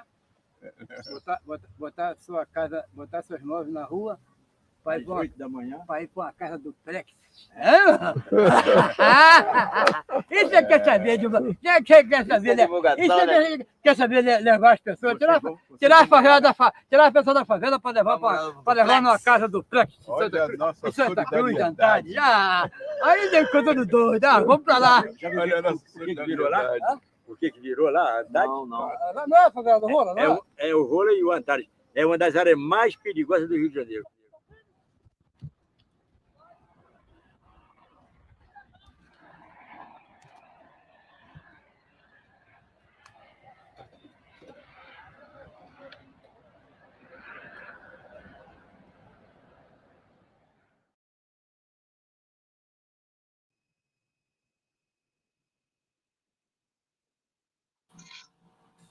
Obrigada, professora Marta, pelas valiosas contribuições.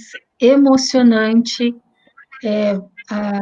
podemos acompanhar o seu trabalho e o documentário produzido juntamente com os estudantes, né? Fiquei aqui em vários momentos arrepiada de me deparar com todo esse trabalho, com essa realidade, né? E que envolve esses estudantes. O trabalho realizado nessa escola, sob a sua batuta, com uma equipe que te apoia, nos faz pensar que das minúcias do dia a dia, das pequenas lutas, as resistências estão colocadas e os processos emancipatórios também estão se desenvolvendo. Então, fica aqui para nós um exemplo de um trabalho corajoso, potente e valente, desenvolvido por você com o grupo da favela do Vidigal, né? E ouvir as vozes das crianças, a participação, os questionamentos tão importantes, né, para compreender quem eles são, faz com que essa ferramenta, o cinema, a imagem se transformem em instrumentos de resistência, instrumentos de luta e de voz para esse grupo. Parabéns pelo seu trabalho. O chat bombou também, assim como na fala das outras professoras, parabenizando a todas vocês pelas falas brilhantes, pelas colocações, pelas contribuições. As pessoas se sentem gratos por fazer parte dessa sessão de hoje, porque aprenderam muito com vocês, teoricamente, com possibilidades de práticas e com exemplos de práticas colocados aqui hoje.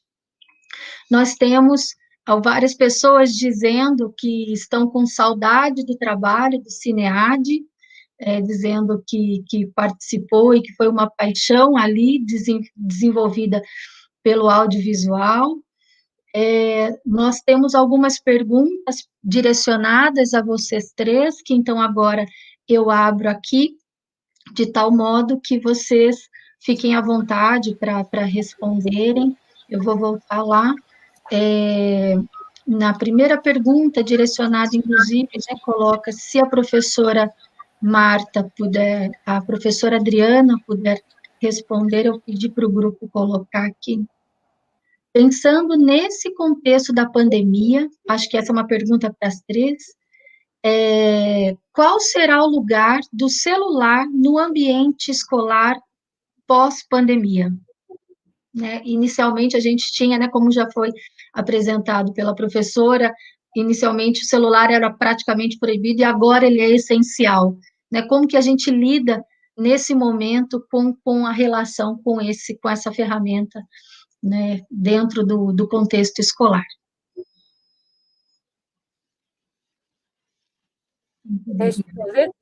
Pode, sim. Vou começar, então, aqui, depois vocês continuam, tá? Mas antes eu não posso deixar de dizer da minha emoção ao assistir o teu trabalho, Marta, tá? Que coisa mais linda, muito obrigada. A potência, mostra, assim, a potência da memória, a potência da história, e eu acho que aí já engata com a questão do celular, porque assim, ó, a questão não é o celular, é o uso que se faz dele sempre, né? A gente fala muito de como na escola, até antes da pandemia, se tirava muita foto, mas ninguém via, ninguém sabia o que fazer com aquelas imagens, né? Então, acho que o teu trabalho, assim, tem esse valor de mostrar que essas imagens que ficaram lá esquecidas, elas precisam ser vistas, é direito da comunidade de olhar a si própria. Eu achei também, assim, linda a relação como a teoria benjaminiana, especialmente, informa o teu trabalho e traz uma potência, a tua ação prática no mundo, a tua e a do grupo e a do coletivo que tu representas aqui, né? Tem uma coisa muito linda que o Benjamin fala também, que ele diz assim, nós somos responsáveis pelos sonhos das gerações passadas. Então, eu acho que ao trazer os sonhos de futuro, de uma vida boa, dos velhos da comunidade que já morreram, tu estás, de algum modo, assim, resistindo, né? O projeto de vocês é um exemplo de resistência à descartabilidade, de resistência a essa aceleração que torna tudo superficial, que torna tudo mercadoria, que torna tudo passado, nem chegou a ter presente, já é passado, né? Então, assim, parabéns mesmo. Com relação à questão do celular, eu acho que é isso, sabe? Assim, a questão acho que muita coisa vai mudar, porque muita gente que tinha um pânico, um medo de pensar na tecnologia, na educação, hoje se vê obrigada a conhecer melhor, né? E eu acho que fica mais claro, como sempre foi claro para todas as pessoas que trabalham com tecnologia, que a questão é como usá-la, né? O que fazer com ela, né? Por que eu vou usar o celular nesse caso? De que modo, de que forma, né? E lembrar outra coisa também, que acho que para os primeiros momentos após a pandemia, vai ser muito importante dar um tempo para as telas, dar um tempo para a tecnologia e mergulhar nas experiências do corpo, da natureza, do toque, da sensibilidade, enfim, acho que todas essas questões entram nesse caldeirão sem que haja uma resposta, assim, definitiva, simples, né? Comentário? Só complementando A Gilca falou tudo, parabenizando a Marta, né? E essa nossa conversa aqui, que está muito boa, porque o que acontece? Quando a gente vê as pessoas perguntando, por exemplo, da questão do celular, se coloca simplesmente o celular como uma coisa que entra e sai, né? Entra e sai, né? Como se não fosse algo que já faz parte da vida de todo mundo, né? Então, do mesmo jeito que você vai pensar como é que eu vou usar o celular, como é que eu vou usar a TV, como é que eu vou usar tudo que está na minha volta, até o livro, né? Como é que eu uso e trabalho com livro? Como é que eu uso e trabalho com celular? Todos eles. A questão é o que a Juga falou. Se a gente trabalha relacionando isso com a nossa vida, ou se isso vira a nossa vida, né? Se eu uso o celular para fazer imagens, como que a Marta fez com as crianças, produzir imagens sobre a realidade deles, pensar a história da comunidade deles, produzir vídeos e etc., e fotografias, eu estou fazendo um uso produtivo do celular, eu estou fazendo e criando possibilidade de ampliar minha visão a partir do uso do celular, né? Agora, eu posso fazer um uso extremamente restrito, né? Como a Gil que estava falando, de simplesmente reproduzir tudo que todo mundo já está fazendo. Já que todo mundo está tirando foto assim, eu vou tirar foto assim também. E aí, mas por que eu estou tirando essa foto? Para que eu estou tirando essa foto? O que eu estou querendo com essa foto? Né? Não estou pensando, eu estou simplesmente fazendo sem pensar.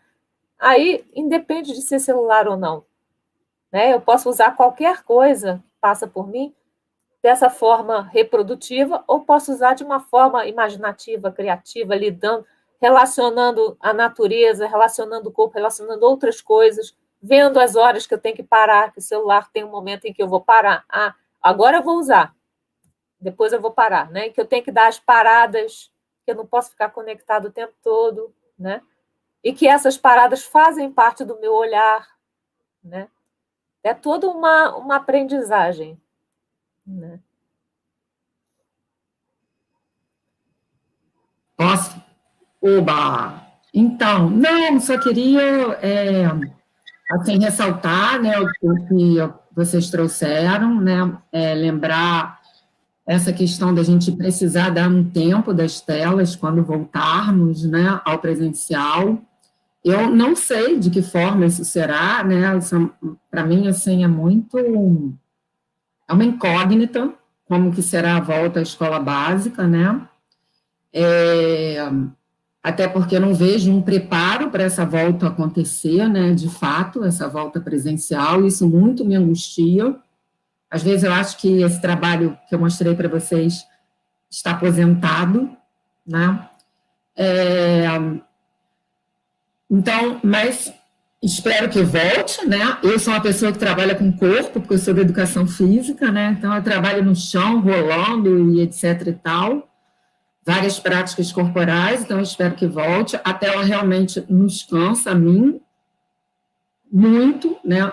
Eu fico exaurida, dava aula lá em Nova Iguaçu, o tempo que eu gastava pegando van, ônibus, trem, para chegar, dar aula e voltar, não me cansava tanto quanto ficar na tela, né? Mas tem uma outra questão também, que é em relação ao celular, né?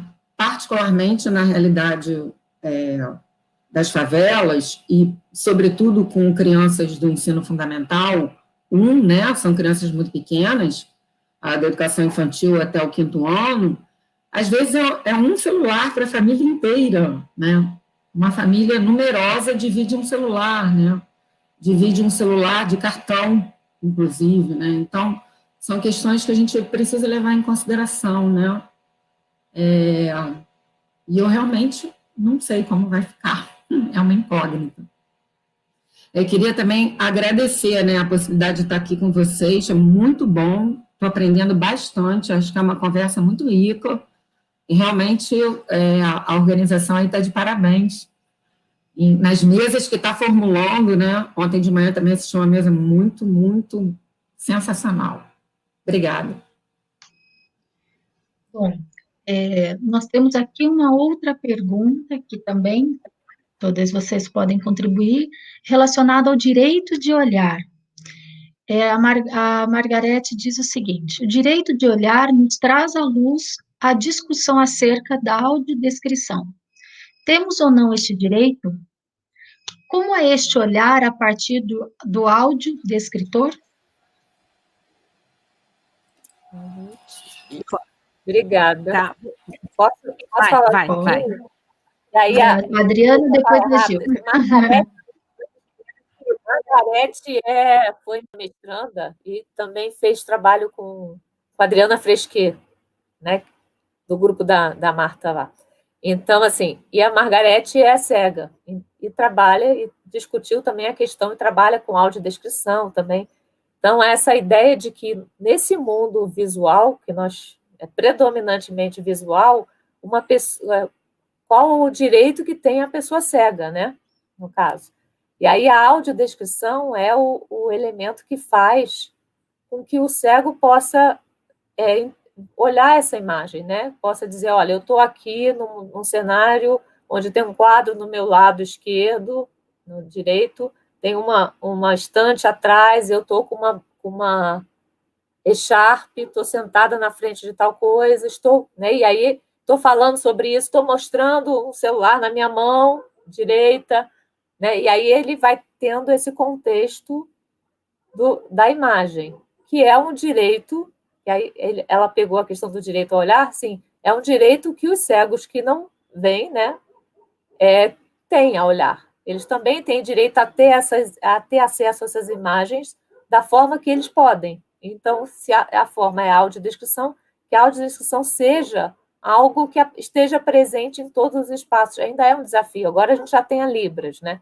Mas a gente ainda não tem a Libras, os tradutores de Libras se ampliaram em todos os eventos. Mas aí a gente ainda não tem essa ampliação da audiodescrição em todos os espaços, né? Nem em seriados, nem em filmes, etc. A gente ainda não tem isso. Então, isso é uma luta política, para que eles também tenham direito a acessar as imagens, né? Obrigada, Margarete, pela pergunta e pela presença.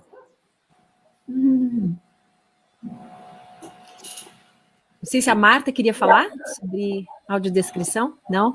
Eu só queria complementar, reforçando o que a Adriana falou, em termos de que essa é uma bandeira super importante, né? A gente, enfim, muito, eu acho que o direito à audiodescrição é uma bandeira de luta mesmo, super importante, né? Acho que tem experiências bonitas, interessantes, mas ainda é muito pouco diante da demanda que precisa, não é? Eu até vou aproveitar um pouco a deixa para falar, eu queria aproveitar para convidar todo mundo que está aí, para no dia 21 agora de novembro, do dia 21 a 28 de novembro, entrarem no site da Mostra de Cinema Infantil de Florianópolis, tá? É uma mostra que já vai completar 20 anos, ano que vem, totalmente gratuita, que esse ano vai ser online, tá? Então, mostradecinemainfantil.com.br. E é um projeto que há muitos anos sempre tem, quando o trabalho era presencial, sempre se faz, alguns longas tem audiodescrição, num trabalho assim que é um trabalho que, obviamente, como o trabalho de intérprete de Libras, não é? É um trabalho criador de comunicação, um trabalho estético, não é uma mera repetição mecânica, no caso da audiodescrição, a mesma coisa, é uma interpretação também, né? Então, é um outro espaço de criação artística comunicativa, lindíssimo, que precisaria ser desenvolvido muito mais, precisaria receber muito mais atenção. Queria, assim, então, dar muita força, né, para essa bandeira e convidar todo mundo para dar uma entrada lá, para participar da Mostra de Cinema Infantil de Florianópolis, que vai ter, como eu falei, totalmente gratuita e totalmente online, com muitos filmes inéditos do mundo inteiro, lindíssimos, e com também espaço para debate sobre cinema e educação. Tá? Certo. Algumas pessoas também, novamente, elogiando aqui, fazendo menção ao processo histórico do Morro do Vidigal, como essas discussões foram se constituindo, fazendo menção, a Marta voltou à questão, estou aqui dizendo, Marta, que as pessoas estão registrando no chat algumas situações de articulação com o projeto, e da importância da visibilidade que você deu hoje, notadamente ao trabalho feito no Morro do Vidigal. Então, eu faço questão de registrar, porque essas pessoas se sentiram pertencentes a todo esse diálogo que você teceu aqui, que as meninas contribuíram. Então, eu compreendo que a riqueza desse nosso encontro aqui hoje está justamente no fato de nos percebermos em todos esses processos, a partir das imagens que vocês todas trouxeram, nós nos percebemos de alguma forma e fez valer de forma prática a importância das culturas visuais dentro da nossa vida e dos processos educativos, né, fazendo valer ainda mais o papel de pesquisadoras que vocês desempenham, das escritas que vocês produzem e que nos enriquecem e que nos trazem a possibilidade de tantas reflexões importantes como as que fizemos aqui hoje. Né? Eu, com relação a perguntas especificamente aqui no chat, nós tivemos essas duas notadamente, né? Temos uma com relação à educação de jovens e adultos, que me passou. Se você, na verdade, é um grupo, né, da EJA e suas temáticas, gostaria de saber, se possível, né, qual a relação dessas imagens, disso que vocês trouxeram hoje, com a semiótica. Vocês poderiam dialogar um pouquinho sobre isso. Adri? Eu começo e você continua? Ou Pode você ser. quer começar? Eu posso, enfim, pode começar. Tá Eu comecei outras duas já. Tá bom. Não, em relação a essa questão da semiótica, não é muito meu foco de estudo. Eu já comecei há tempos atrás a estudar semiótica e já abandonei porque a gente vê nessa discussão da cultura visual, do direito de olhar e etc., a gente vê que o foco principal são as relações que são empreendidas com as imagens, e não simplesmente a análise da imagem. Isso é uma parte da história, mas não é a história toda. Né? Então, por exemplo, quando a gente vê o trabalho da Marta, quando a gente vê as imagens que a Gilca trouxe, etc., ali, você simplesmente analisar a imagem ali é pouco. Né? Agora, você analisar a leitura que as pessoas vão fazer, as relações que as pessoas vão construir com o que aquela imagem está dizendo para elas, as produções que as pessoas vão fazer a partir dessa imagem, né? Isso tudo amplia muito mais o trabalho com a imagem do que simplesmente você só analisar. Análise poderia ser só uma parte, né? Mas é muito mais a construção de relações que você vai fazendo.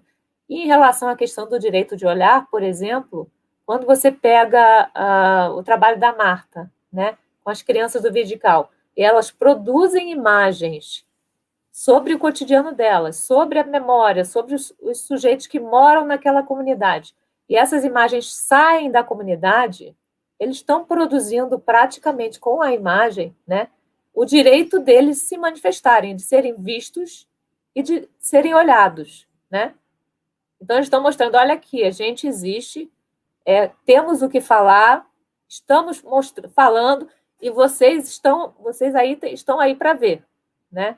Então, ela está produzindo com essa prática novas formas de direito de olhar, porque, de acordo com o que o Mizoef até fala, a produção do direito de olhar é uma produção ativista, né? É de você ver quais são os espaços que precisam ser vistos e que estão sendo deixados, as questões que estão sendo invisibilizadas, e a gente vai produzir espaços para que isso seja visível, para construir essa visibilidade. Né? Isso vai além da semiótica, por isso que eu não estudo a semiótica. Tá, Gilca? Tá. Não, eu acho que a Adriana já falou tudo também. Acho que a semiótica, nas suas diferentes abordagens e correntes, ela pode ser uma forma de enriquecer, sem dúvida, o nosso olhar para as imagens. Agora, no trabalho na educação, a gente sabe que isso não é suficiente. O que a gente está falando um pouco aqui é muito mais daquilo que a gente pode fazer a partir do olhar para as imagens. Né? Ver que poética é essa que as imagens podem deflagrar no cotidiano, na vida, a partir das imagens, né? Antes, durante e depois. Né? Muito bem. Eu abro agora para as palavras finais do nosso encontro. Professora Marta, professora Gilca, professora Adriana, fiquem à vontade, e em seguida eu encaminharei para a síntese de encerramento do nosso encontro.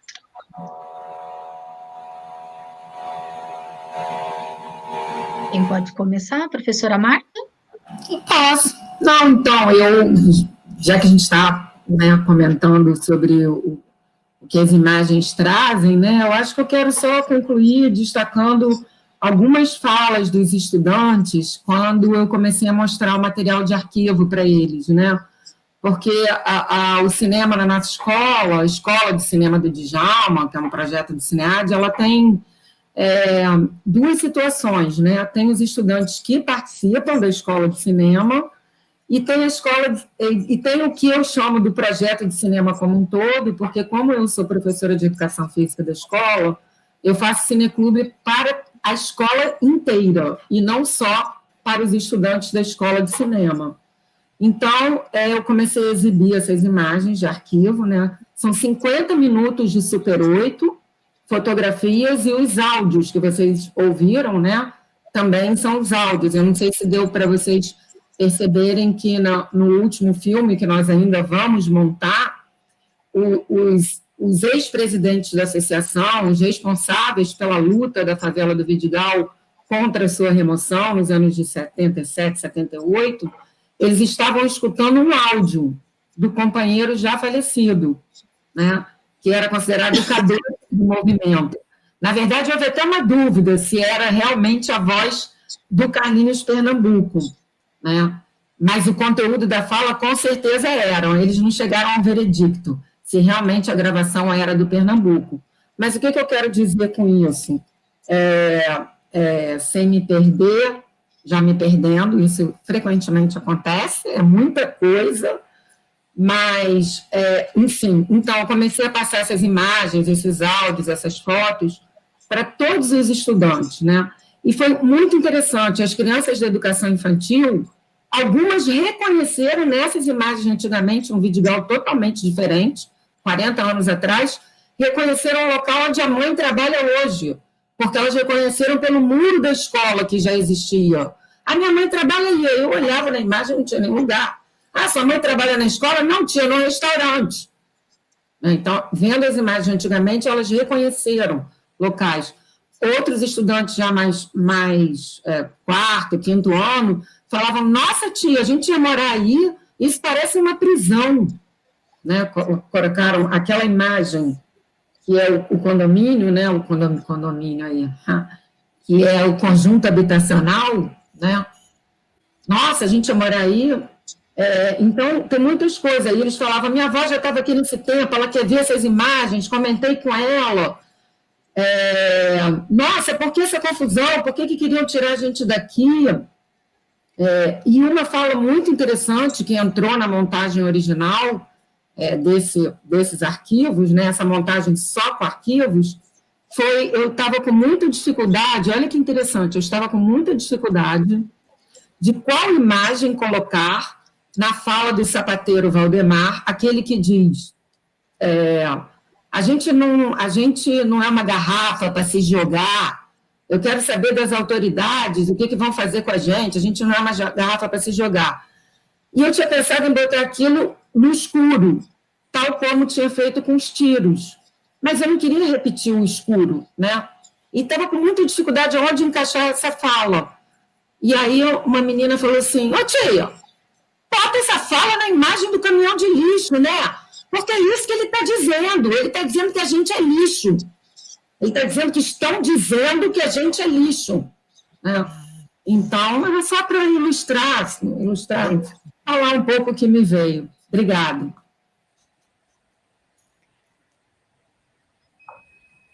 É isso. Obrigada, professora Marta.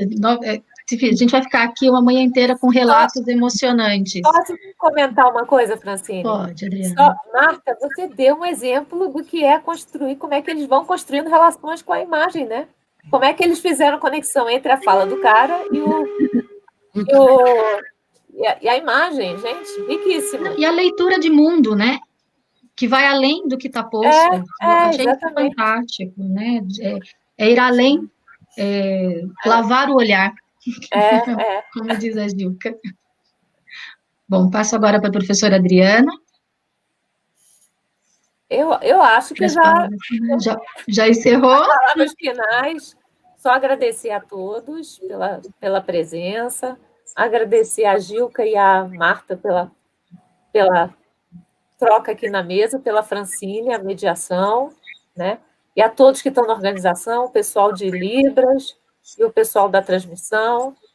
Então, agradeço a todos, gostei muito de estar com vocês. Pena que o tempo passa rápido. Para quem está assistindo, não passa rápido, mas para a gente aqui passa rápido, né? A gente gostaria de ficar mais tempo conversando. Então, obrigada a todos. Obrigada, professora Adriana. Agora, a professora Gilca. Então, também faço todos os agradecimentos da Adriana a cada uma de vocês, a cada uma, especialmente os que estão nos assistindo também. Marta, que brilhante esse exemplo de metáfora, de imaginação na própria construção da imagem. E aí, então, eu vou trazer só duas pequenas frases aqui que eu acho que é o que eu gostaria de dizer nesse momento. Quando a gente fala da importância, então, de encontrar imagens que abram e não que fechem, né, que sejam, então, que sejam propulsoras dessa emancipação, não precisam ser imagens espetaculares, fantásticas, às vezes ao contrário, né? E aí, na linha benjaminiana do trabalho da Marta também, o Denilson Lopes diz uma coisa assim, ó: a alternativa e a resistência podem estar justamente no extremamente pequeno, à medida que cada vez mais o grandioso, o monumental, pode ser associado à arte dos vencedores, de impérios autoritários, da arte nazista, desde o realismo socialista aos épicos hollywoodianos, é justamente no cotidiano, no detalhe, no incidente, no menor, que poderá estar o espaço da resistência e da diferença, né? E aí, queria concluir, então, aqui com um poema do Bartolomeu Campos de Queiroz sobre o olhar, pedacinho, ele fala assim, ó: olhar é fantasiar sobre aquilo que está escondido atrás das coisas. Quando olhamos, nós acordamos alegrias, tristezas, saudades, amores, lembranças que dormem em nossos corações. Os olhos têm raízes pelo corpo inteiro. Então, que fique assim esse nosso desejo, né, de um olhar, o poder transformador de um olhar emancipado quando ele está enraizado em uma crítica, em uma estética e numa postura diante do mundo, né? Muito obrigada a todos vocês e parabéns pelo trabalho, colegas, queridas. Muito obrigada a todas e muito obrigada de novo. Bom, então, em síntese, para finalizar, nós tivemos com a professora Adriana as provocações sobre a ideia de que somos produtores de imagens, o que fazemos, o que vemos, trouxe interessantes reflexões sobre o trabalho e as práticas pedagógicas na perspectiva da visualidade e da literacia. Já a professora Gilca nos brindou com a ideia de lavar o olhar, de fruir, intensificar as miudezas, de seguir na direção da mídia e educação para além dos estereótipos, do que está posto ou dito. Nos chama a atenção para o lugar da imaginação, do ir além do dito para o não dito, na perspectiva crítico-democrática, que insurge em processos e práticas emancipatórias. E, por fim, a professora Marta se aproxima das nuances do trabalho com a arte cinematográfica na escola, com a possibilidade de resgate da cultura e identidade local, do resgate do ser humano que habita na favela do Vidigal. Pela imagem, por meio das narrativas. Quantas histórias, professora Marta? Do contexto da realidade, para o fruir para a arte colocada no cotidiano, historicizada, contextualizada a caminho de processos emancipatórios. Encerramos aqui com a certeza de que a imagem e a arte são potentes na escola e na formação docente, e que a didática do fruir se faz cada vez mais necessária para garantir movimentos de resistências e práticas pedagógicas insurgentes. Obrigada, professoras, por esse encontro tão especial. Obrigada à equipe de apoio, Jéssica, Lua, Vivi e Ingrid, que estiveram aí nos apoiando em todo momento, antes, durante e pós-evento, né, porque eu sei que a gente ainda vai ficar aqui conversando um pouquinho, agradecendo novamente, e de forma especial a professora Gisele, que me fez o convite para mediação e me deu a honra de estar aqui com vocês, a professora Cláudia também, pela organização do evento, e a todos que estiveram aqui presentes conosco nessa manhã, para esse diálogo tão profícuo, tão humano, tão insurgente. Muito obrigada a todos vocês por esse encontro de hoje. Obrigada. Obrigada, queridos. Lindo.